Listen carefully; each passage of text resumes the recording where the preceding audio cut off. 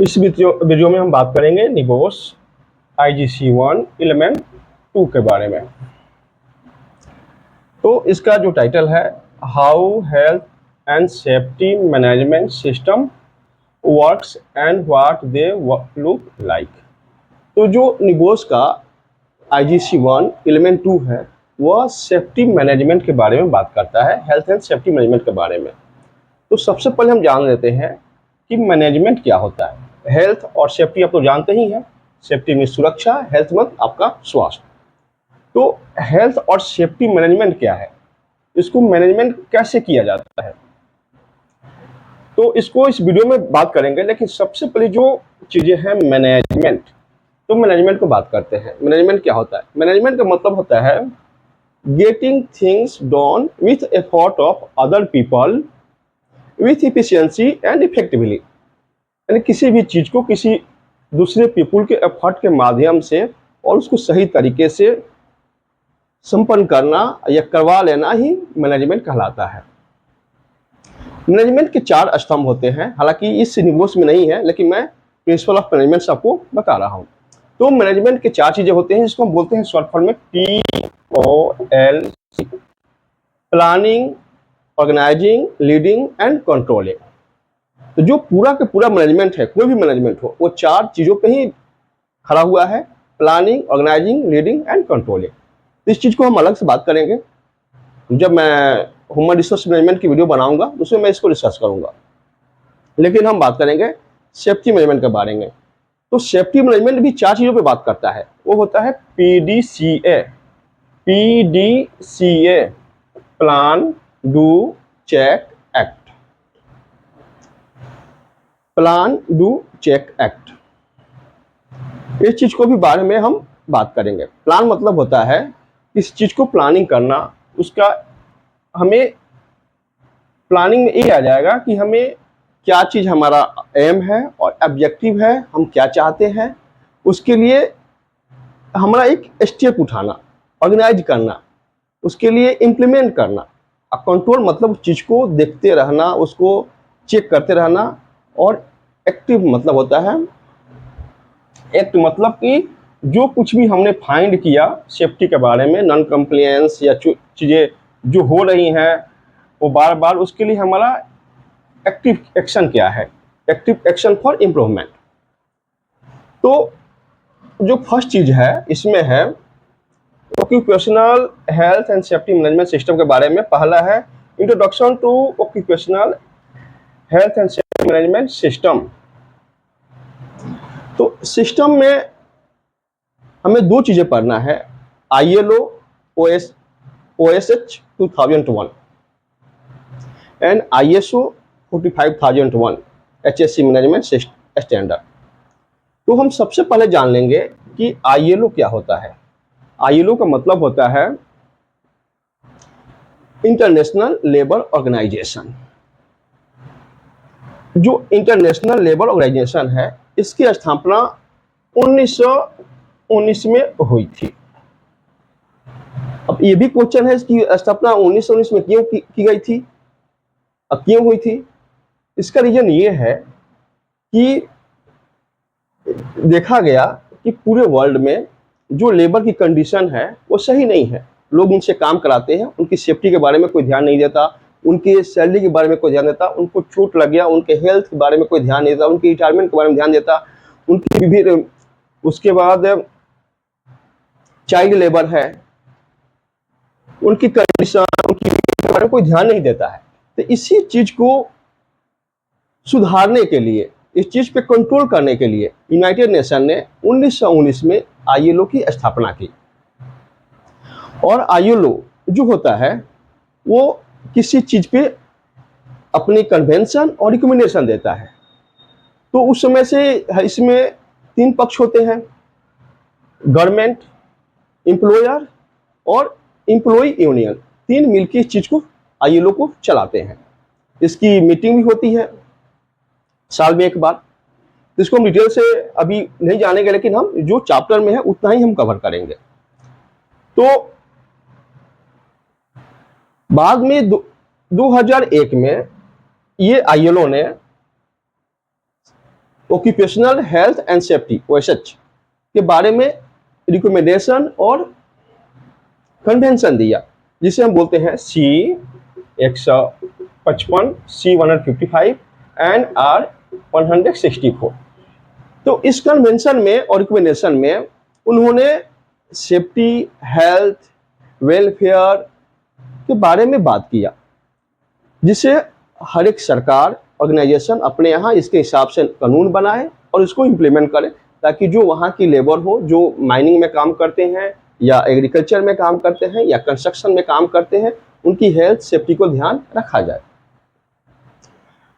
तो यही है। और ये ILO ने क्या किया, ILO ने सिस्टम जो दिया वो उन्होंने दिया कि कोई भी सेफ्टी को मैनेज करने के लिए सबसे पहली पॉलिसी होनी चाहिए, उसके बाद एक ऑर्गेनाइजिंग सेक्शन होनी चाहिए, प्लानिंग होनी चाहिए, उसकी इम्प्लीमेंटेशन होनी चाहिए, इवैल्यूएशन होनी चाहिए, ऑडिट होनी चाहिए और एक्शन पर इम्प्रूवमेंट होनी चाहिए। इन्होंने इतने चीज की बात की। पॉलिसी इसके बारे में बात करेंगे, लेकिन हम सबसे पहले जान लेते हैं उसके बाद ISO। ISO का मतलब होता है इंटरनेशनल स्टैंडर्डाइजेशन ऑफ ऑर्गेनाइजेशन। यह एक अंतर्राष्ट्रीय मानक है। पहले ये ब्रिटिश मानक था, माने स्टैंडर्ड है, जिसे हम लोग 18001 के नाम से जानते हैं। बाद में इसको अपनाया गया इंटरनेशनल लेवल पे, लेकिन पहले ये ब्रिटिश के पास था। तो ये भी जो है सेफ्टी मैनेजमेंट के बारे में बात करता है। तो दोनों सेफ्टी मैनेजमेंट के बारे में बात करते हैं। अगर ओवरऑल देखें तो दोनों PDCA के बाद में करते हैं कि किसी भी चीज का प्लान करो, डू एक्शन करो, चेक करो, प्लान डू चेक एक्ट। किस चीज को प्लान करो, उस पर काम करो, उसको चेक करो, उसके ऊपर कोई भी चीज नॉन कंफर्मिटी मिलती है उस पर एक्ट करो। तो ये भी है सेफ्टी के बारे में बात करता है, लेबर के बारे में बात करता है, उनके सेफ्टी, उनके हेल्थ, उनके चाइल्ड लेबर, हर एक चीज़ों के बारे में बात करता है। और यह एक स्टैंडर्ड है कि जो भी कंपनी इस स्टैंडर्ड में काम करेगी वहाँ ऑलरेडी सेफ्टी, हेल्थ सब कुछ मैनेज होगा। और इस स्टैंडर्ड को कोई कंपनी मैनेज करती है तो वो एक अच्छी कंपनी कहलाएगी, जिसमें लेबर को, वर्कर का सेफ्टी और हेल्थ का ख्याल रखा जाएगा। तो हम बात करते हैं पॉलिसी के बारे में।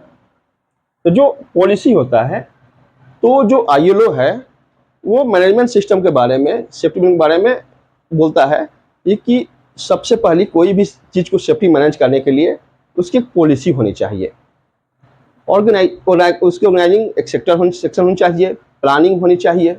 तो पॉलिसी जो होता है एक स्टेटमेंट होता है, रिटन स्टेटमेंट होता है, जिसमें बहुत से चीज़ों को मेंशन किया जाता है। और ये जो भी कॉर्पोरेट है उसके जो CEO हैं, जनरल मैनेजर हैं, वो इसको तैयार करते हैं, साइन करते हैं। जो नीचे वाले मैनेजर हैं और उनका काम है ऑर्गेनाइज करना। और जो मैनेजर हैं किसी भी वर्क प्लेस के, वो उसमें इन्वॉल्व होते हैं, उस चीज़ को इम्प्लीमेंट करते हैं। जो सुपरवाइजर हैं इस सब चीज़ को करते हैं। और इस चीज़ में एक सेफ्टी ऑफिसर होता है या प्रैक्टिशनर होते हैं जो एडवाइस देते हैं। और जो इवैल्यूएशन होता है वो बार बार चेक करते हैं कि हम सेफ्टी कितने लेवल पे अचीव कर रहे हैं। तो हम देखते हैं साइटों पे, कंस्ट्रक्शन साइट पे एक चीज़ देखते हैं कि जो सेफ्टी होते हैं वो कोशिश करते हैं कि 0 एक्सीडेंट, 0 LTI या मैनेज हो। और 0 LTI और जब वो मैन पावर है उसको मिलियन में देखते हैं, million of man power work at the site. Hours में उसको देखते हैं कि इतना हावर्स मैन वर्क में हमने कितना 0 एक्सीडेंट को कंट्रोल किया। तो पॉलिसी जो होता है एक रिटन स्टेटमेंट होता है, वो जो कोई भी कॉर्पोरेट है उसके जो GM है वो साइन करते हैं। इस पॉलिसी में लीगल चीज़ों को कंसीडर किया जाता है, लेबर के हेल्थ सेफ्टी के बारे में कंसीडर किया जाता है, और उस चीज़ के कैसे भी कोई भी हॉट वर्क है, कोई भी डेंजरस वर्क है, उसको किस माध्यम से करना है, कैसे अरेंजमेंट करना है, सभी चीज़ों को इसमें मेंशन रहता है। और कंपनी का सबसे बड़ा डॉक्यूमेंट है। कंपनी कहीं भी अगर अपना कोई प्रोजेक्ट पर करती है तो क्लाइंट को शो करती है कि हमारा सेफ्टी पॉलिसी ये है, और क्लाइंट भी मांगता है। ऑर्गेनाइजिंग का मतलब होता है कि जो भी संस्था में लोग हैं या वर्क प्लेस लोग हैं, उनकी सेफ्टी के प्रति रिस्पॉन्सिबिलिटी क्या है। जो सेफ्टी अफसर है उसका ये जॉब होता है कि वह टाइम टाइम पे या हर एक टाइम पे हर एक चीज़ों को देखे, उस पर अपना एक एडवाइस दे, उस चीज़ों को पीएम सीएम से, प्रोजेक्ट मैनेजर से, मैनेजर्स को बताए कि ये चीज़ रिक्सी है, यहाँ ये चीज़ें होनी चाहिए। फिर उसके हिसाब से प्लानिंग कैसे काम करना है। सपोज कीजिए अगर साइट में टावर के लगना है तो उसकी एक प्रोसीजर है, उसकी सेफ्टी है, एंटी कोलिजन है, बहुत सी चीज़ें लगनी चाहिए, वो लगती है तभी वो काम करेगा। उसका थर्ड पार्टी सर्टिफिकेट, जो उस पे ऑपरेटर है उसकी ट्रेनिंग होनी चाहिए। तो ये सभी प्लानिंग के अंडर में, इम्प्लीमेंटेशन के अंडर में आता है। इवेल्युएशन, हम लास्ट में इवेल्युएट करते हैं कि जो हमने सेफ्टी की पॉलिसी है, हमने ऑर्गेनाइज किया है, तो हमने कितना % अचीव किया। ये सभी कैसे पता चलता है, और किसी की कितना एक्सीडेंट रेट है, कितना LTI है। और सबसे बड़ा चीज़ है ऑडिट, जो साल में एक बार होता है। ऑडिट में बहुत सी चीज़ें पता चलती है कि हमने पॉलिसी के हिसाब से चीज़ें अरेंजमेंट किया कि नहीं, हमने उस पर काम किया कि नहीं, लोगों को ट्रेनिंग दिया कि नहीं, उनको बताया कि नहीं, जो भी साइट में हॉट वर्क है, डेंजरस वर्क है, उसके प्रति हमने क्या एक्शन लिया, हमने जो भी चीज़ें हुई साइट पे उसके प्रति हमने डॉक्यूमेंटेशन कैसे किया, और जो भी चीज़ें हमें मिली उसके प्रति हमने एक्शन इम्प्रूवमेंट के लिए क्या काम किया, कंटिन्यूअल इम्प्रूवमेंट के लिए हम कर क्या रहे हैं। तो ये होती है पॉलिसी का पार्ट, और ILO इसी पे बात करता है। और ILO की जो भी रिकमेंडेशन है, कन्वेंशन है, तो हर एक गवर्नमेंट ने उसके हिसाब से अपने कंट्री में वो सेफ्टी पॉलिसी बनाए हैं, वो लॉ बनाए हैं, और एक इन्फोर्समेंट एजेंसी बनाए हैं जो उसको कंट्रोल करती है। और दूसरी चीज़ आ गया ये ISO। यह एक सर्टिफिकेशन होता है जो स्टैंडर्ड दिया होता है कि ये कंपनी को ये चीज़ें मानना है, इसके हिसाब से काम करना है, और इसकी भी ऑडिट होती है। ऑडिट होने के बाद कंपनी को सर्टिफिकेट मिल जाता है, तो कंपनी ये चीज़ को अपने पास रखती है। इसका भी 1 ईयर या 2 ईयर पे इसका भी सर्टिफिकेशन होता है, ऑडिट होता है। तो इससे ये पता चलता है कि कंपनी एक स्टैंडर्ड सेफ्टी के बारे में मेंशन करती है। तो पूरा का पूरा ये जो डिपेंड है मैनेजमेंट सिस्टम PDCP है, प्लान डू चेक एक्ट। तो जो पॉलिसी है वो भी प्लान के अंदर में आएगा, ऑर्गेनाइजिंग जो है वो भी प्लान के अंदर में आएगा, और प्लानिंग ये भी प्लान के अंदर आएगा, और प्लानिंग इम्प्लीमेंटेशन ये भी डू आएगा, डू में, क्योंकि हमने इसके लिए क्या अरेंजमेंट किया, क्या क्या चीज़ें हमने यहाँ अरेंज करके रखा। एवेल्युएशन ये होता है चेक के अंदर में आएगा, एक्शन पर इम्प्रूवमेंट ये एक्ट के अंदर आएगा। अब दूसरा आ गया making the management system work policy. तो हमने पॉलिसी बता ही दी है, तो पॉलिसी बता ही दी है। फिर बढ़ता है इंट्रोडक्शन टू HSE सेफ्टी पॉलिसी। बोलता है कि जो पॉलिसी है उसके the 3 part of HSE policy. बोलता है कि पॉलिसी उसके 3 पार्ट होते हैं। A general statement of intent, माने जनरल स्टेटमेंट ऑफ इंटेंट का मतलब ये होता है कि हमें उसमें क्या चीज़ें सम्मिलित करना है, क्या चीज़ें इसमें करना है, लीगल चीज़ें करना है, जो सरकार की कुछ चीज़ें हैं अपने सेट किया है उसको मेंटेन करना है, जो साइट के वर्कर हैं उनकी हेल्थ के बारे में, उनकी सेफ्टी के बारे में, उनके वेलफेयर के बारे में, और जो भी डेंजरस वर्क है उसके बारे में, केमिकल के बारे में, जैसे केमिकल स्टोर करना है कैसे उसको यूज करना है, उसकी ट्रेनिंग के बारे में, लेबर के ट्रेनिंग के बारे में, फायर ड्रिल के बारे में, बहुत सी चीज़ें होती हैं सेफ्टी को, उसको बारे में हमें कैसे डील करना है। ऑर्गेनाइजिंग सेक्शन होता है कि सेफ्टी को मैनेज करने के लिए वर्क प्लेस में किसकी क्या रिस्पॉन्सिबिलिटी होगी, वो इसको इंश्योर करना। और अरेंजमेंट का मतलब होता है कि कोई भी अगर हट वर्क है, डेंजरस वर्क हो, उसके लिए हमारा सिस्टम क्या है, उसके लिए हमारा सिस्टम कैसे काम करना चाहिए, उसके लिए MSDS होता है, उसके लिए बहुत सी चीज़ें होती हैं। तो इसको हमें चैप्टर में ही बताया गया है कि मैनेजमेंट क्या होता है। तो मैनेजमेंट अगर समरी की बात करें तो मैनेजमेंट का मतलब होता है किसी चीज़ को मैनेज करना, और मैनेज होता है इसमें पॉलिसी के माध्यम से, उसके बाद उसके लिए ऑर्गेनाइज करना, मतलब किसी को एक रिस्पॉन्सिबिलिटी देना, फिर उसके लिए प्लानिंग करना, इम्प्लीमेंटेशन करना, फिर उसको टाइम टाइम पे चेक करना, जो कि ऑडिट के माध्यम से किया जाता है, और जो भी ऑडिट में फाइंड होता है उस पर एक्शन लेना, इसके इम्प्रूवमेंट के लिए, अब कंटिन्यूअल इम्प्रूवमेंट के लिए काम करना।